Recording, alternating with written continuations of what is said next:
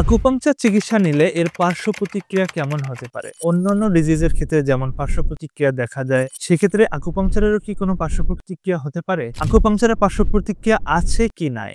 এই বিষয়টা নিয়ে আমি যদি কথা বলি, আমি একজন আকুপাংচারিস্ট হিসাবে বিষয়টা অনেকটা নিজের ঢোল নিজে পেটানো অথবা নিজের দইওয়ালা নিজের দইকে ভালো বলার মতো, কিন্তু বিষয়টা নিয়ে একটা ফেয়ার ডিসকাশন হওয়া প্রয়োজন বলে আমি মনে করি। তো চলুন এই বিষয়টা নিয়ে আজকে একটা ফেয়ার ডিসকাশন করা যাক। কিছুদিন আগে একজন প্রফেসর তার ফেসবুক পোস্টে লিখলেন যে আকুপাংচারকে উনি ব্যঙ্গ করে সুই থেরাপি লিখলেন যে এই সুই থেরাপি নেওয়া থেকে বিরত থাকুন। বিষয়টা কি আসলে এতটাই কঠিন, নাকি আকুপাংচারের সত্যি সত্যি কোনো পার্শ্ব প্রতিক্রিয়া আছে? বিষয়টা হচ্ছে যে আকুপাংচার নিলে আসলে দুই ধরনের পার্শ্ব প্রতিক্রিয়া হতে পারে। একটা হতে পারে ডক্টরের অসতর্কতার কারণে। যদি কোনো কারণে একজন আকুপাংচারিস্ট অসতর্কভাবে নিডল পাংচার করেন, সেক্ষেত্রে তিনটা সমস্যা হতে পারে মূলত। নাম্বার 1 হচ্ছে বেন্ডিং নিডল হতে পারে, যেটা সব থেকে বেশি হয়, নিডলটা বেঁকে যেতে পারে। দ্বিতীয় নাম্বার হচ্ছে নিডল স্টাক হতে পারে, যেটা আগের থেকে তুলনামূলকভাবে কম হয়। এখন দুটো বিষয় ক্ষেত্রেই একই রকম ঘটনাটা ঘটে, সেটা হচ্ছে যে আকুপাংচার করার পর মাসল লেয়ারে যখন নিডলটা পৌঁছায় তখন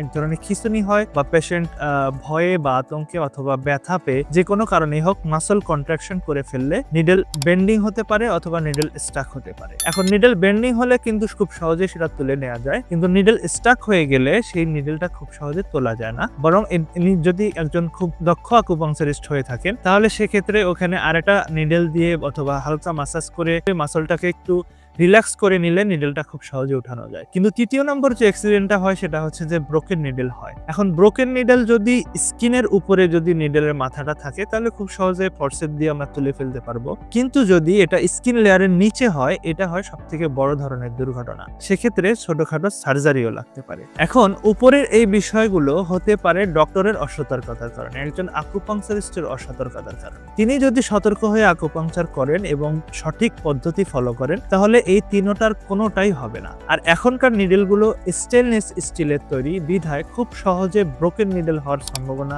খুবই কম, একেবারেই কম, বলতে গেলে 0.01%। দ্বিতীয় নম্বর যে বিষয়টা সেটা হচ্ছে যে আকুপাংচার নেওয়ার পরে আকুপাংচার কন্টিনিউয়াসলি নেওয়ার ফলে কি ধরনের পার্শ্ব প্রতিক্রিয়া হতে পারে। এখন দেখেন, আকুপাংচার একটা চিকিৎসা পদ্ধতি। এক কথায় যদি বলতে হয় আকুপাংচারের পার্শ্ব প্রতিক্রিয়া আছে কিনা, জি হ্যাঁ, আকুপাংচারেরও পার্শ্ব প্রতিক্রিয়া আছে, কারণ এটা একটা চিকিৎসা পদ্ধতি এবং আপনি নিডল ব্যবহার করছেন একটা কন্টিনিউয়াসলি একই পয়েন্টে নিডল ব্যবহার করার কারণে এই নিডলটা তো কোনো না কোনো নার্ভে গিয়ে হিট করছে। তো দেখা যায় যে কন্টিনিউয়াসলি একই জায়গায় হিট করার কারণে, একই নার্ভে হিট করার কারণে ওই নার্ভের কিছুটা ড্যামেজ হতেই পারে, এটা অস্বাভাবিক কিছু না। কিন্তু এটাও এড়ানো যায় যদি সঠিক নিয়মে যে সেশনের যে গ্যাপ, এটাকে সঠিকভাবে ফলো করার মাধ্যমে। এখন সব কথার বড় কথা হচ্ছে যে কোনো চিকিৎসা পদ্ধতিতেই কিন্তু পার্শ্ব প্রতিক্রিয়া আছে এবং আকুপাংচারও তার ব্যতিক্রম নয়। এখন আপনি যদি বলেন যে অপারেশনের সময় পেটের মধ্যে কাঁচি নিয়ে কি কখনো পেশেন্ট বাড়ি ফেরত যায়নি,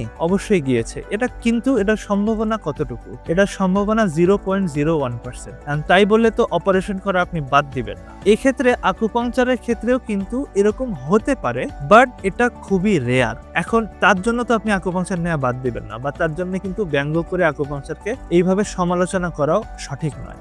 এখন কথা হচ্ছে, এই কারণে আপনাদের পেশেন্টদের প্রতি আমার অনুরোধ হচ্ছে যে আপনারা একজন দক্ষ আকুপাংচারিস্টের কাছে আকুপাংচার সেবা নেবেন, এবং আপনারা যখনই আকুপাংচার সেবা নেবেন তখন সবগুলো সেশন কোনটার পরে কোনটা নিচ্ছেন এবং কেন নিচ্ছেন, প্রয়োজনে ডক্টরের সাথে সঠিকভাবে কনসালটেশনটা করে নেবেন। কমপক্ষে যে জানে না যে স্কিন লেয়ারে কোথায় কি থাকে, তাহলে সেই ডক্টরের কাছে গেলে বা তেমন হাতুড়ে ডক্টরের কাছে গেলে কিন্তু আপনারা নিজেরাও এই সমস্যাগুলোর সম্মুখীন হবেন। তারা এই বিষয়গুলোকে সঠিকভাবে ম্যানেজ করতে পারবে না। তো এই হচ্ছে আজকের আলোচনা। আকুপাংচার এতটা ভীতিকর নয় যতটা আপনারা ভাবছেন, এবং এতটা একেবারে পার্শ্ব প্রতিক্রিয়া যুক্ত নয় যতটা আপনারা ভাবছেন। আশা করি আপনারা বিষয়টা বুঝতে পারছেন এবং পরবর্তীতে আকুপাংচার নেওয়ার ক্ষেত্রে আপনারা সেইভাবে সতর্কতামূলকভাবে আকুপাংচারটা নেবেন। সবাই ভালো থাকবেন, সুস্থ থাকবেন। আসসালামু আলাইকুম ওয়া রাহমাতুল্লাহ।